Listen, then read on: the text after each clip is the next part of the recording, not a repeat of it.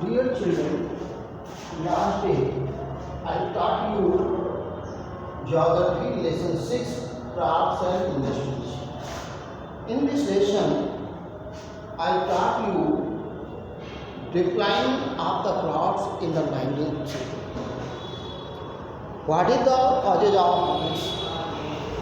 The Industrial Revolution in England, English competition, operation of weavers, difference of the British rule, ये आपके main cause है जिसके कारण industry का डिक्लाइन होता है, डिप्रेस कहते हैं या इनमें कमी से बोलते हो, जिसके कारण इंडस्ट्री में कमी आई। लेकिन भारतीयों ने जो बाद में योगदान दिया, स्वदेशी अपनाओ विदेशी भगाओ, उसके बाद हमारे देश में इंडस्ट्री का डेवलपमेंट हुआ और अंग्रेज़ों ने कुछ अपने रूल्स में भी बदलाव किए। ये बात तो आगे की बात होती है, लेकिन उसमें जो बदलाव कमी आई थी उसके जो मेन कारण हमने बताए, इसके अंदर पहले जाने क्या है the industrial revolution England. Britain में इंडस्ट्रियल रिवोल्यूशन चलाया गया, क्यों चलाया गया और कहीं क्यों नहीं चला। सबसे पहले कोयले और लोहे की खोज ब्रिटेन में, जिसके कारण ये रेवोल्यूशन को सफलता मिली। मेन रेवोल्यूशन के लिए लोहा और कोयले की आवश्यकता है,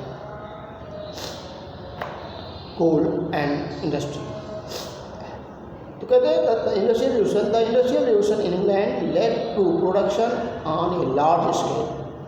अब यहाँ पर लार्ज स्केल पर प्रोडक्शन करना शुरू हुआ। Scale the machine made articles were cheaper, more durable and abundant. Indian textile could not compete with the imported mill-made cloth. It ruined the Indian craftsmen and led to the decline of different handicrafts in the 19th century. हाथ से जो काम होता था India में, तो वो बातें होने का क्या कारण। सबसे पहले तो अंग्रेज़ों ने जो मशीनें बनाई अपने यहाँ, वहाँ रेवोल्यूशन वहाँ अधिक मात्रा में मशीनों के माध्यम से या किसी भी तरह से वहाँ प्रोडक्शन अधिक हुआ, तो वहाँ का माल इंडिया में आने लगा। तो जब यहाँ आने लगा, सस्ते दाम पर मशीनों का बना हुआ माल बिकने लगा कम पैसे में, तो यहाँ की क्राफ्ट लोग, पब्लिक, आम जनता सस्ते दाम पर वस्तुएँ कौन नहीं खरीदेगा। फिर अच्छी कौन नहीं, मशीनों द्वारा जो बनी हुई चीज़ होती है सुडौल और सुंदर होती है। हाथ से बनी हुई चीज़ उतनी अच्छी सुंदर देखने में नहीं होती है, तो देखने में आकर्षित होने के कारण और अच्छा वर्क भी करने के कारण यहाँ के लोगों ने विदेशी वस्तुओं को अपनाना शुरू कर दिया था। या इसके जब अपनाना शुरू कर दिया तो यहाँ की वस्तुएं बिकने न लगी, तो उससे यहाँ के उद्योग धंधे या इंडस्ट्री में कमी आई।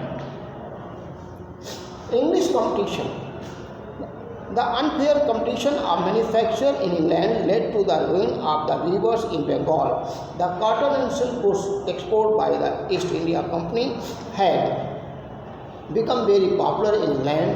The jealous British manufacturers wanted to kill the industry by legislation by the two laws passed by the British Parliament in the 1720.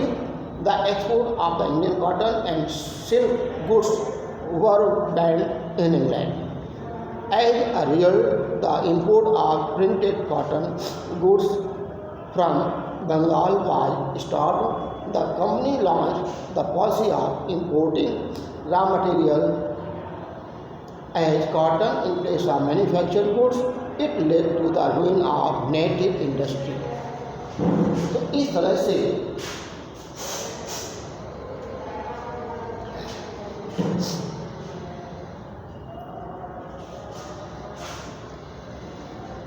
से वहाँ के उद्योगों का तो प्रोत्साहन मिला कि इंडिया में उद्योगों को मजबूरन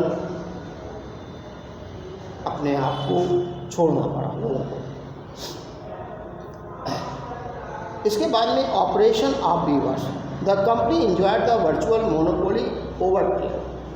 कंपनी इंजॉयड अर्थात अंग्रेज भारत में जो थे एकाधिकार अपना स्थापित कर चुके थे, और उस एकाधिकार के कारण कहते in order to ensure the regular and abundant supply of cotton goods the British entered into contract with the weavers of supplies, stipulated the quantity of cloth on fixed term.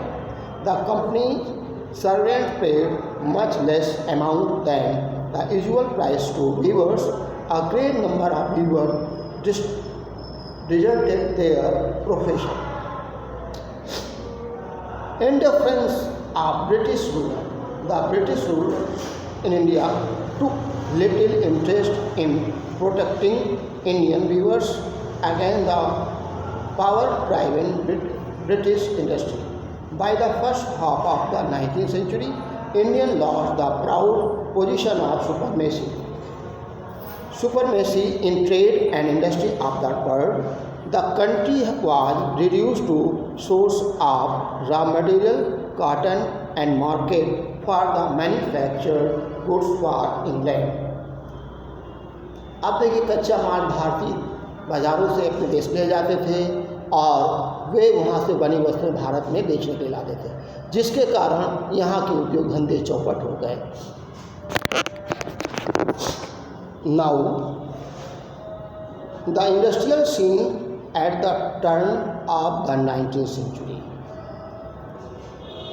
The industrial scene at the turn of the 19th century। अब 19वीं शताब्दी में क्या बदलाव हुआ? The British economic policy proved disasters for the Indian people. अब जो उन्होंने अंग्रेजों ने जो नीति बनाई तो भारतीयों के लिए बहुत घातक सिद्ध हुई। Disaster, shipping and paper industry were adversely affected during the companies rule. Iron smelting and arms, weapons and shields industries were also ruined. The village industry collapsed. Most of the handicraft craftsmen lost their means of livelihood. अब देखिए, industry खुलने से गांव के उद्योग धंधे बंद हो गए। जो गांव के धंधे उद्योग बंद हुए उससे और समस्याएं आई। लोगों के जीविकोपार्जन के साधन ही समाप्त हो गए। लोगों के जीविकोपार्जन संबंधी समस्याएं आ गई। There was limited industrial development in India, heavy capital goods and chemical industry, machine tools and engineering, and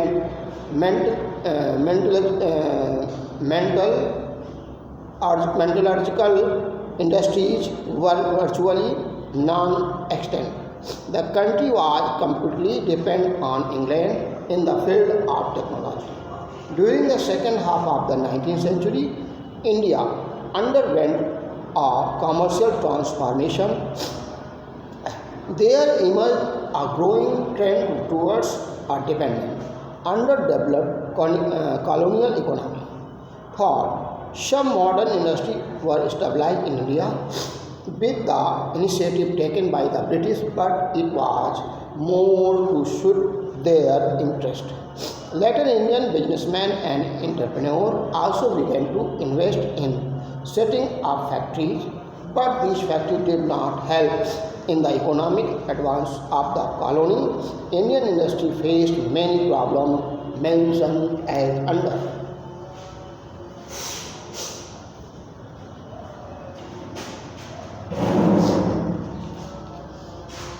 अब देखिए वो क्या हैं।